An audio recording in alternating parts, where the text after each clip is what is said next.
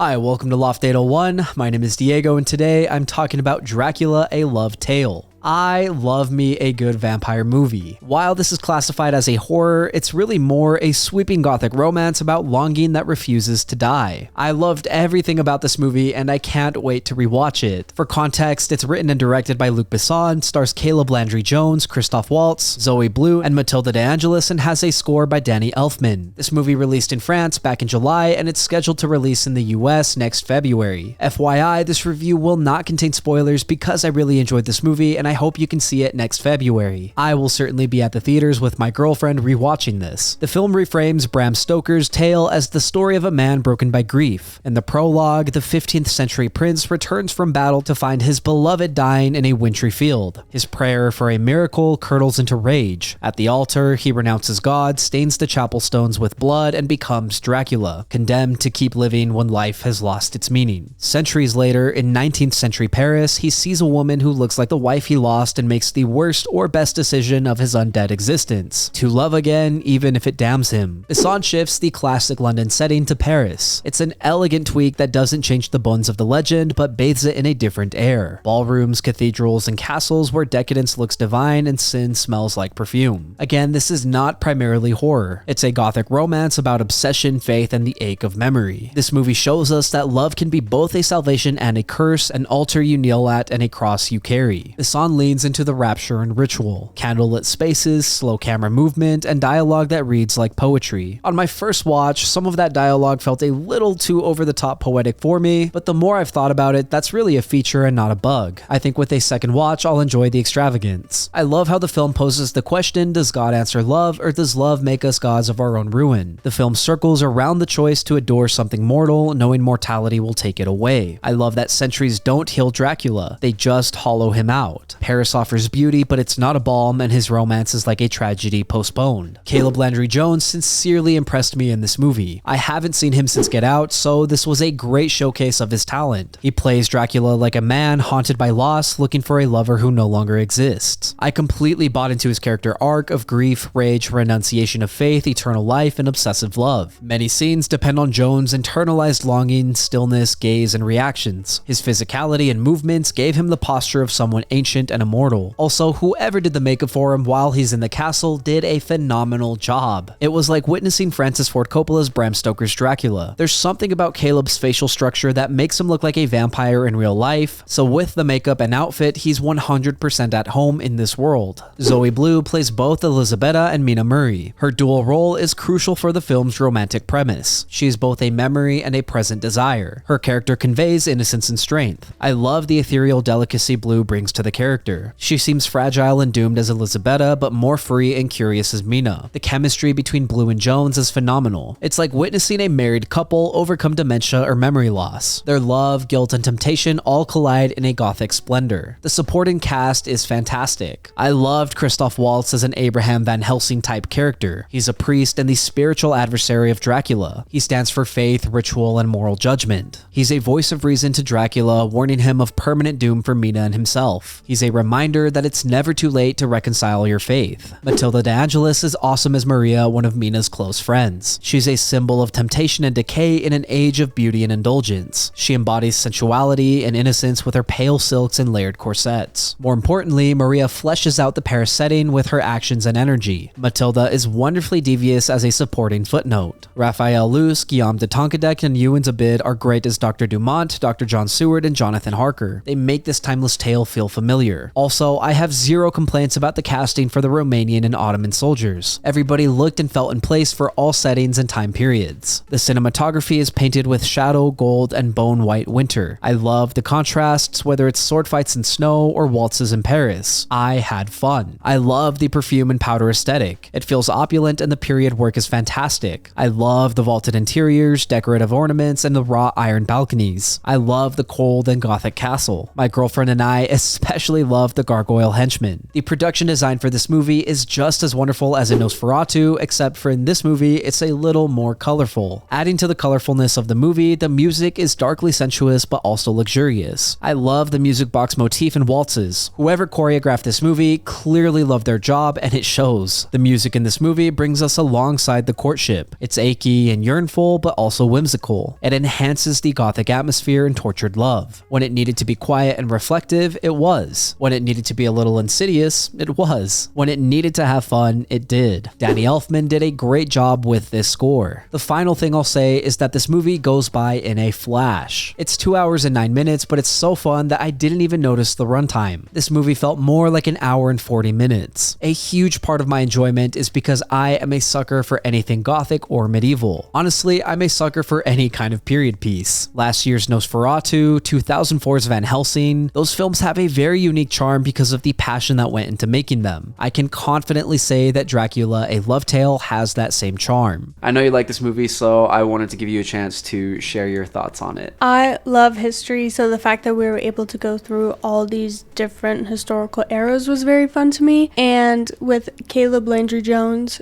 I can't decide if I think he's handsome or if he looks like a toad. It's a bit of both. He's unconventionally handsome. This movie kind of reminded me of Phantom of the Opera. Do you see that similarity? Yeah, I would say so. Like the obsession of wanting this woman. So, men, love your woman as Dracula loved his.